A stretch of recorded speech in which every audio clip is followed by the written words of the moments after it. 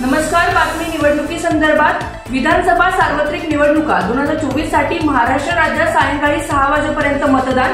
सायंकाळपर्यंत 65.11% मतदानाचा टप्पा ओलांडला. विधानसभा सार्वत्रिक निवडणुका 2024 साठी राज्यात सायंकाळपर्यंत सरासरी 65.11% मतदान झाले. मतदानादरम्यान मतदान केंद्रावरती पक्षातील कार्यकर्त्यांमध्ये बाचाबाची झाल्याचेही आढळून आले. तसेच 7 पैकी 5 एक्झिट पोलचा कौल समोर आलेला असून भाजप सर्वात मोठा पक्ष तर अजित पवार गटाला कमी जागा, तसेच काँग्रेस दुसऱ्या स्थानी तर शरद पवार गट शिंदेसेना तिसऱ्या स्थानी असा अंदाज वर्तवला जात आहे.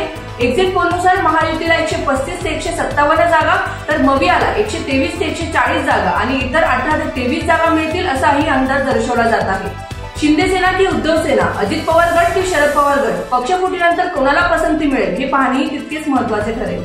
राज्यातील जिल्ह्यांची मतदानाची टक्केवारी पुढील प्रमाणे: अहमदनगर 71.73%, अकोला 64.98%, अमरावती 65.57%, औरंगाबाद 68.89%, बीड 67.89%, भंडारा 69.42%, बुलढाणा 70.32%, चंद्रपूर 71.27%, धुळे 64.70%, गडचिरोली 73.68%, गोंदिया 69.53%, हिंगोली 71.10%, जळगाव 64.42%, जालना 72.30%, कोल्हापूर 76.25%, लातूर 67.92%, मुंबई शहर 52.60%, मुंबई उपनगर 55.77%, नागपूर 60.49%, नंदुरबार 69.15%, नाशिक 67.57%, उस्मानाबाद 64.27%,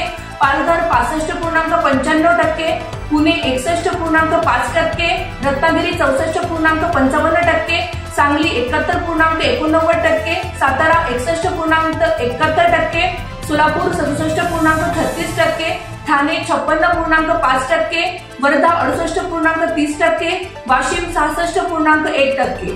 मतदानाची प्रक्रिया पूर्ण झाली असून महायुती विरुद्ध मविया यांच्यातील आमनासामना जोरदार रंगत आहे. तर आता सर्वजण निकालाच्या प्रतीक्षेत आहे.